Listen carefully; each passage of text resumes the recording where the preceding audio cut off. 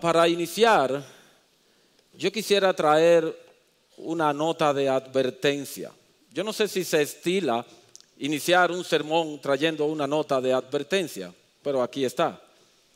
Si estás aquí y no tienes una pareja, un cónyuge a tu lado, no pienses que este sermón no es para ti. No pienses eso. Si eres soltero o viudo o lastimosamente divorciado, no se te ocurra pensar que viniste a escuchar el sermón equivocado. Este mensaje, aunque está enfocado en el matrimonio entre un hombre y una mujer, como decía Marcos, igualmente aplica para todo tipo de relación humana. Así que si eres casado, este sermón es para ti. Pero si eres soltero, este sermón es para ti. Si tú tienes vecinos, amigos, compañeros de trabajo o de estudios, este sermón es para ti. Habiendo entonces aclarado eso, quisiera también tomarme un poquito de tiempo para analizar esos dos conceptos que se ven allí. Es tratar de más o menos dar una breve definición de cada uno de ellos a la luz de lo que yo quiero compartir con ustedes. El Evangelio es un mensaje acerca de la gracia de Dios en Jesucristo. Fue por gracia, como cantábamos, que Jesús consiguió a su esposa. Y es por gracia que Él sostiene una relación de amor con ella.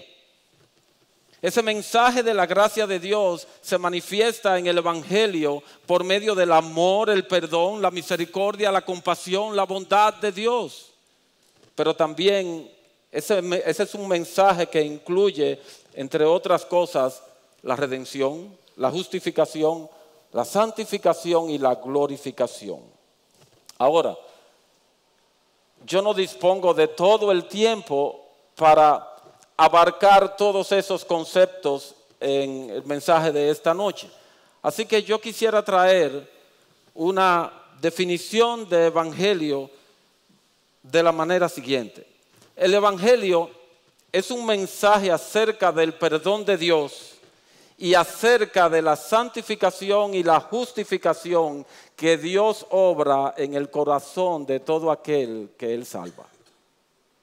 Y para arribar a esa definición, yo me he basado en la declaración del apóstol Pablo en 1 Corintios capítulo 6, versículo 11, que dice de la siguiente manera: y esto erais algunos de vosotros, pero fuisteis lavados, es decir, perdonados, pero fuisteis santificados, pero fuisteis justificados en el nombre del Señor Jesucristo y en el Espíritu de nuestro Dios. Así que esa es mi definición del Evangelio para el sermón de esta noche. En lo que respecta al matrimonio, yo quisiera proponerles la siguiente definición. El matrimonio es el ambiente creado por Dios para que un hombre y una mujer vivan el Evangelio en un clima donde predomine el perdón, la santificación y la justificación. Es una atmósfera donde se lleva a cabo esta relación. El Evangelio es esa capa de aire que debiera permear toda relación humana, en especial la relación humana más compleja de todas, el matrimonio. Y lo que estoy queriendo decir es que si eres soltero y te quieres casar, asegúrate muy bien de que tanto tú como con quien tú quieres casarte entiendan el Evangelio. Hasta que no estés seguro de eso, no des ese paso. No des ese paso. No cometas el error de casarte sin entender lo que el Evangelio es y cómo incide en el matrimonio. Y si ya estás casado, no te queda más remedio que ocuparte en conocer, entender, estudiar y aplicar lo que el Evangelio es a tu relación matrimonial. si en verdad tú quieres que esa relación sea todo lo placentera que Dios diseñó que fuera y que represente fielmente la relación que existe entre Cristo y su iglesia. Así que lo que haremos en el resto del tiempo es tratar de entender el perdón, la santificación y la justificación y cómo inciden en nuestros matrimonios o en cualquier tipo de relación humana. Así que vayamos a la Escritura y tratemos de entender un tanto cómo es que Dios perdona. Y quisiera iniciar por Isaías capítulo 38 y leer el versículo 17. Dice así la palabra de Dios en la Biblia de las Américas: He aquí, por mi bienestar tuve gran amargura. Eres tú quien ha guardado mi alma del abismo de la nada, porque echaste tras tus espaldas todos mis pecados. El profeta nos dice aquí que Dios tomó nuestros pecados y lo echó tras sus espaldas. Usando un lenguaje antropomórfico, es decir, atribuyendo a Dios características humanas, Él nos dice que Dios lo puso tras sus espaldas. Y lo que está a mis espaldas, yo no lo puedo ver. El salmista nos está diciendo que Dios puso nuestros pecados en un sitio donde Él no pueda verlos, donde Él no pueda observarlos, donde Él no lo pueda tener en cuenta. Y ahora yo quiero añadirle lo dicho por el salmista en el Salmo 103, versículo 12. Como está de lejos el oriente del occidente, así alejó de nosotros nuestras transgresiones. Y dado que el este y el oeste nunca se encuentran, esto nos quiere decir que la distancia que los separa es infinita. Entonces unamos los dos pasajes y veremos entonces que Dios tomó nuestros pecados y los lanzó tras sus espaldas hacia el infinito. Hacia el infinito. A un lugar donde nunca más, ni Él ni nosotros, los volveríamos a ver. Pero hay algo más todavía, Él hizo algo más todavía. Y quiero que me acompañen al libro del profeta Miqueas en el capítulo 7. Si ustedes no saben dónde está el profeta Miqueas, no se preocupen, yo se los voy a leer. Dice en el versículo 18 de Miqueas 7, ¿qué Dios hay como tú que perdona la iniquidad y pasa por alto la rebeldía del remanente de su heredad? No persistirá en su ira para siempre porque se complace en la misericordia. Volverá a compadecerse de nosotros. Hollará nuestras iniquidades. Sí, arrojarás a las profundidades del mar todos nuestros pecados. ¿Qué nos dice el profeta aquí? ¿O qué nos dice el profeta de Dios? Dios nos promete aquí que Él mismo, de manera intencional y no por accidente, tomará nuestros pecados y los lanzará tras sus espaldas hacia el infinito. Y no contento con eso, Él los cubrirá con capas y capas y capas de su misericordia, de manera que nunca más puedan ser presentados en nuestra contra. ¿Tú crees que eso es ya suficiente acerca del perdón de Dios? Yo creo que no. Déjame mostrarte algo más. Volvamos otra vez a Isaías, pero esta vez al capítulo 43. Y el versículo 25. Dice el profeta, o Dios hablando a través del profeta: Yo soy el que borro tus transgresiones por amor a mí mismo y no recordaré tus pecados. Dios determinó borrar nuestros pecados de su memoria, de tal manera que no los recuerda. Él los borró con la sangre de Jesús y en su memoria acerca de nosotros, Él solo conserva los actos de la justicia de Cristo que fueron puestos a nuestra cuenta. Si cualquiera se presenta a la oficina de información del cielo, de esa que debe estar abierta, y busca en nuestro récord, busca Miguel Linares, se va a encontrar con una página en blanco, porque Dios los borró. Pero esta persona no está contenta porque me conoció. Y se acerca a Dios y le dice, oye, ¿qué tú recuerdas? ¿Qué tú me puedes decir de Miguel Linares? Acerca de su vida pasada.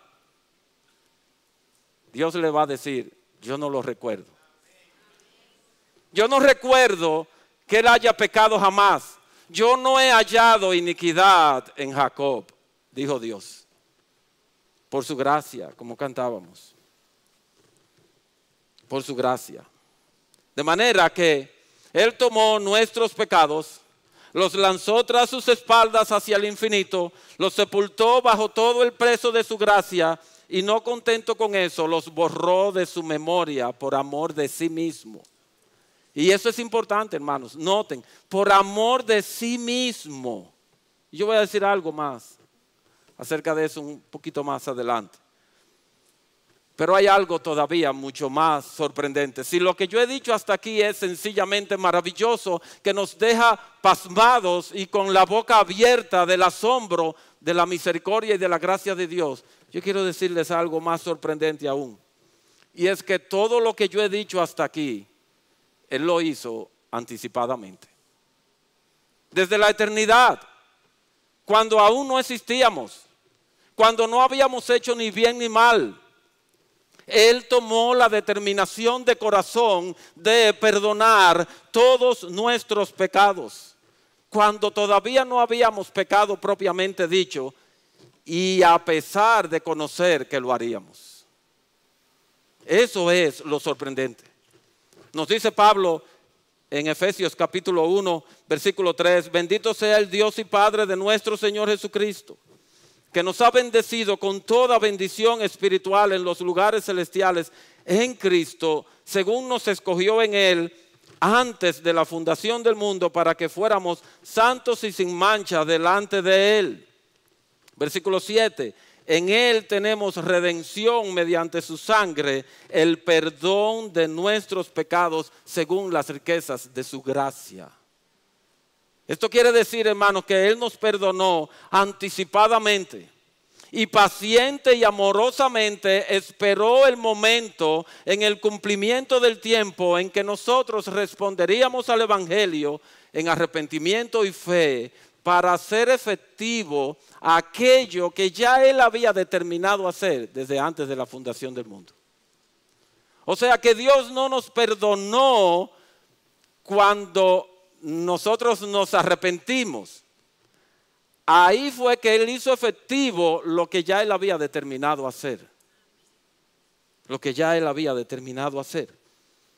Ahora bien, vamos a poner eso entonces en el plano del matrimonio y de nuestras relaciones humanas. Desde la eternidad, entonces Dios sabía que pecaríamos contra Él. Y para poder tener una relación amorosa con nosotros, determinó amarnos y perdonarnos anticipadamente por amor de sí mismo. ¿No? Ahora, cuando tú te casaste con la que es tu esposa o con el que es tu esposo, debiste estar consciente, muy consciente, de que para tener una relación amorosa con esa mujer o con ese hombre con el que te casaste, él pecaría o ella pecaría contra ti de diversas formas y maneras. Nosotros somos ilusos, hermanos. Somos seres imperfectos que cuando nos casamos entendemos que nos hemos casado con la persona perfecta y que esa persona nunca va a ofendernos, que esa persona nunca va a mentirnos, que esa persona nunca va a defraudarnos, que nunca va a ser egoísta. Y ahí es que vienen los problemas. Si estuviéramos conscientes de eso, debiéramos haber perdonado anticipadamente por amor de nosotros mismos. Soy yo el que gano cuando perdona. Por eso es que Dios dice, por amor de mí mismo. para yo poder tener una relación con ustedes, yo tengo que perdonarlos, porque si no, yo no lo soportaría. Pues lo mismo pasa en el matrimonio. Para yo poder soportar a mi esposa, yo tuve que haberla perdonado anticipadamente. Y yo me lamento haber entendido esto 25 años después. Qué diferente hubiese sido mi matrimonio. Y no es que ha sido malo, yo no estoy diciendo que ha sido malo, lejos esté de mí decir tal cosa, pero hubiese sido más deleitoso y más placentero. Me hubiese evitado muchos dolores de cabeza y le hubiese evitado muchos dolores en su corazón a mi esposa. Y yo creo que esto es algo que debiera estar incluido dentro de los votos matrimoniales. Cuando nosotros nos casamos, hay algo que decimos, por ejemplo, los hombres decimos, yo te tomo por esposa delante de Dios, y el pastor nos pone a repetir eso.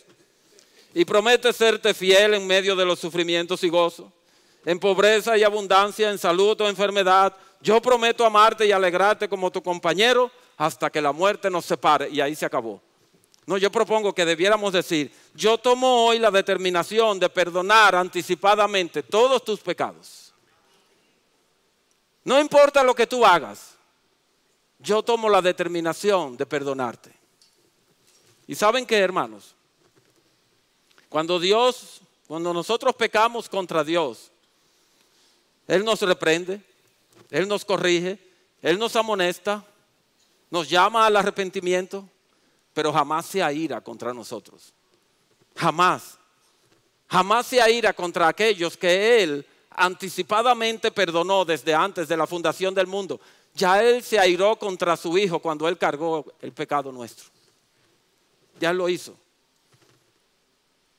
Así que hay un refrán muy dominicano que dice, guerra avisada no mata soldado, ¿no? Ella pecará contra ti.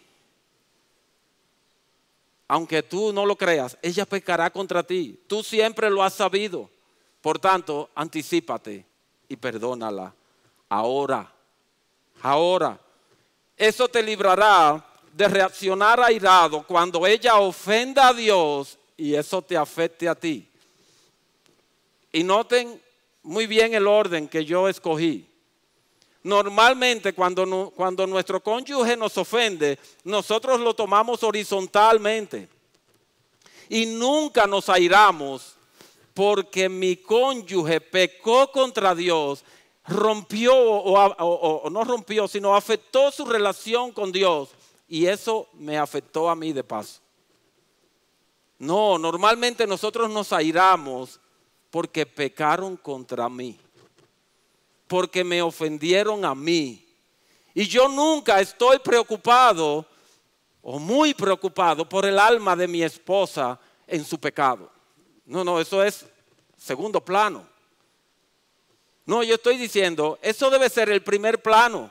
Mi mayor preocupación debe ser que mi esposa pecó contra Dios y al hacerlo yo salí lesionado. Es de esa manera. Si en algún momento tú te airas contra ella, es claro que no perdonaste anticipadamente como Dios lo hace. Es claro. Entonces de esto se trata el Evangelio. De esto se trata el Evangelio. El perdón se otorga anticipadamente y se hace eficaz cuando el pecador convicto pide ser perdonado. Ahora bien, Dios no se conformó con perdonar nuestros pecados y ya, sino que también le era necesario a Él santificarnos para tener una comunión con nosotros, una relación amorosa, deleitosa, placentera con nosotros. Él es santo y Él se iba a asegurar de que nosotros lo fuéramos también. Y como congregación, Él envió al Espíritu Santo para garantizar que nosotros íbamos a ser santos como Él lo es, ¿no? Ahora, cuando nosotros nacimos de nuevo, estábamos como la tierra cuando fue creada. Estábamos desordenados, vacíos y con poco conocimiento. Pero el Espíritu de Dios se ha estado moviendo en y sobre nosotros, ordenando y hermoseando la obra de Jesús en nuestras almas y corazones. Él es el que aplica la obra de Jesús a nuestros corazones y es el que está hermoseando o haciendo hermoso a los ojos de Dios nuestros corazones. Eso lo hace el Espíritu Santo. Pero el Espíritu Santo hace su obra en nosotros de múltiples y diversas maneras. Nos da entendimiento, nos da convicción de pecado, usa la palabra de Dios para guiarnos y darnos a conocer a Dios, etc. Pero además de esto, yo quiero presentarles una forma muy particular en la que el Espíritu hace su obra en nosotros. Y lo voy a hacer a la luz de Proverbios 27, 17. Si ustedes lo buscan, me dan la oportunidad de beber un sorbo de agua.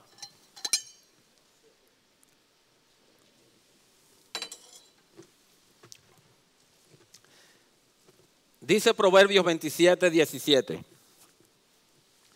Hierro con hierro se afila y un hombre aguza a otro. Entonces, de la manera en que el hierro se usa para afilar el hierro, nosotros lo vemos cuando vamos al supermercado, a la carnicería. Cogen un cuchillo con otro cuchillo y se afilan. Así también nosotros debemos ayudarnos los unos a los otros a crecer en santidad. ¿Y quién mejor que mi esposa para hacer eso conmigo? ¿Quién mejor saca mi filo que ella? Nadie como ella para hacer eso. Así que a todo esposo aquí presente, tengo algo que decirles. En lugar de tú ser causante de más pecado y maldad en tu esposa, Dios te ha puesto como corresponsable en la tarea de hacer que tu esposa crezca en santidad. De manera que tú eres un agente santificante en la vida de tu cónyuge. Santificante. Y a las esposas les digo lo mismo, o sea, es de doble vía. Ustedes son un agente santificante en nosotros. Así que ya no debemos vernos como rivales. Dentro de un ring, máscara contra cabellera, a una sola caída y sin límite de tiempo. No, hermanos. Ella es mi ayuda idónea y yo también lo soy para ella en esta tarea de ser santos. Así es que se ve en el matrimonio. Recuerdo en una ocasión que un hermano, después de haber tenido una reunión en casa de otro hermano, un grupo, me dijo unas palabras que yo en su momento no entendí y me costó mucho tiempo después entenderlas. Él me dijo, cuídate de esta relación porque este hermano saca lo peor de ti. Y yo me quedé como, ¿qué me habrá querido decir? Pero después de muchos meses yo entendí qué fue lo que él me quiso decir. Esta persona no estaba siendo un agente de santificación en mí. Estaba sacando lo peor de mí. Estaba sacando pecado en lugar de acciones santas y justas. Eso es lo que yo debo ser para mi esposa. Mi objetivo no debe ser que ella sea bien entrenada en la lucha contra mí. No, ese no debe ser. Entonces mi pregunta es, ¿eres una compañía santificante para tu cónyuge? ¿O para tu amigo? ¿O vecino? ¿O compañero de trabajo? ¿O tu hermano de grupo pequeño? Todo eso cabe ahí. ¿Ven que no es un mensaje para matrimonio solamente? Bien, por último entonces, veamos el tercer componente de mi definición. Ya hemos visto el perdón de Dios anticipadamente. Ya hemos visto que yo debo ser un agente de santificación para con mi esposa y viceversa.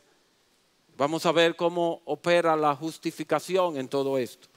¿Cómo se define la doctrina bíblica de la justificación? Bueno, es el acto por medio del cual Dios nos declara justos en base a la justicia perfecta de Cristo puesta a nuestro favor.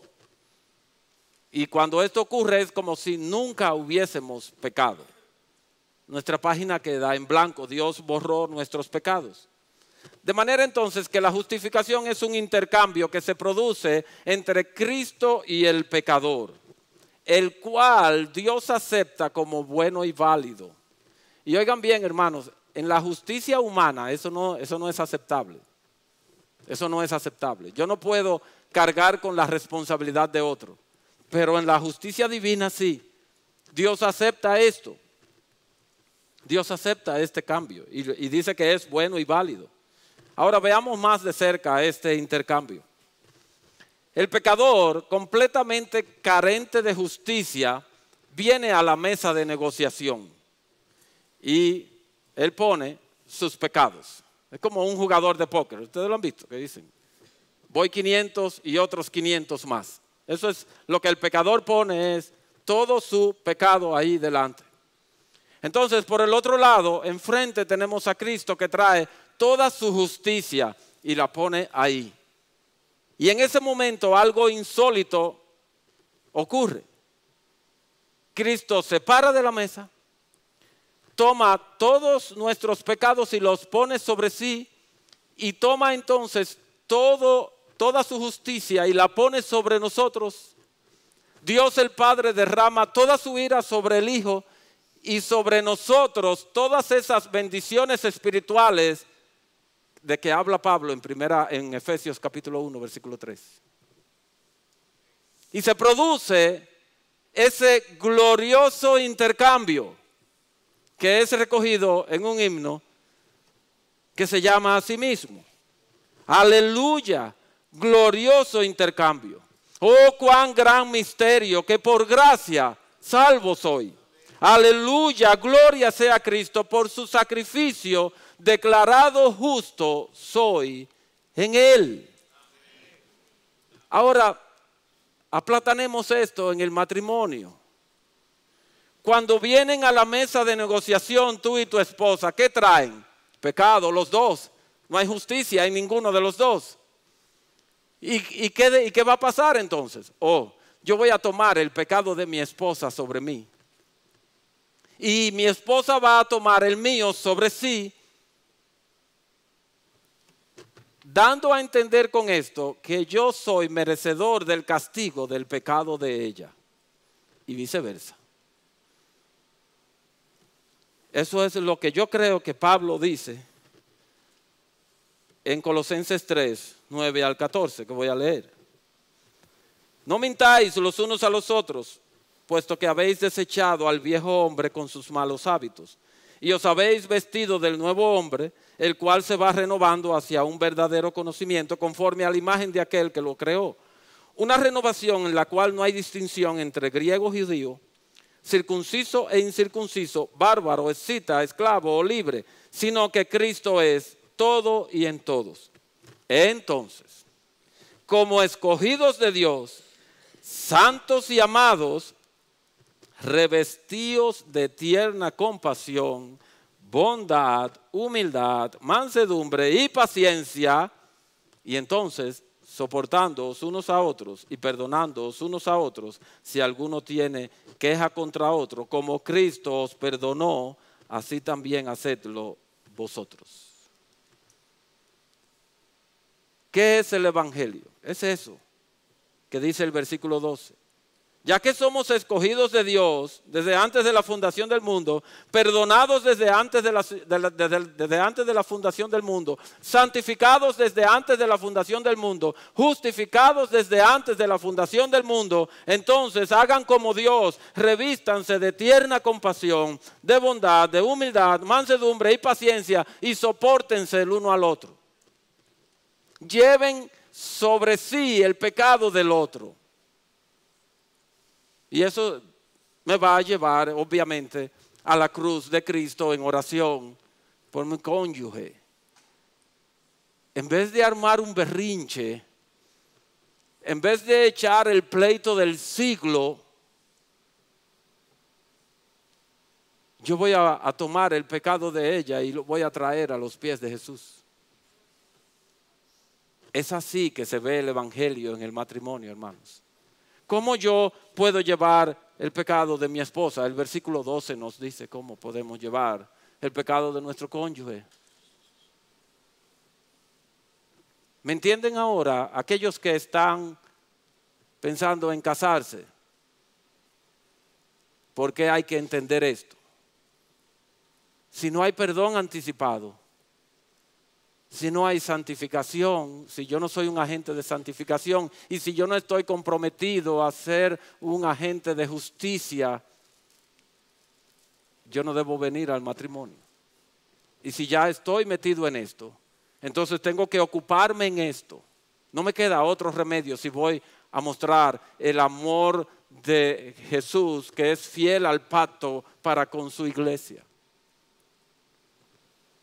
En conclusión, hermanos, esta es la manera en que personas imperfectas como nosotros, como tú y yo, podemos glorificar a Dios en nuestras relaciones, sea en el matrimonio o sea en cualquier otro tipo de relación humana. La demanda sí es alta, yo lo reconozco. No es fácil tener la conciencia de esto y verse miserablemente fallando, pero nosotros contamos con la gracia que es suficiente. Con esa que cantábamos hace un rato. La gracia y el poder de Dios son suficientes para asistirnos en la tarea. Que Dios bendiga su palabra en nosotros y nos ayude a vivir el evangelio en nuestras relaciones.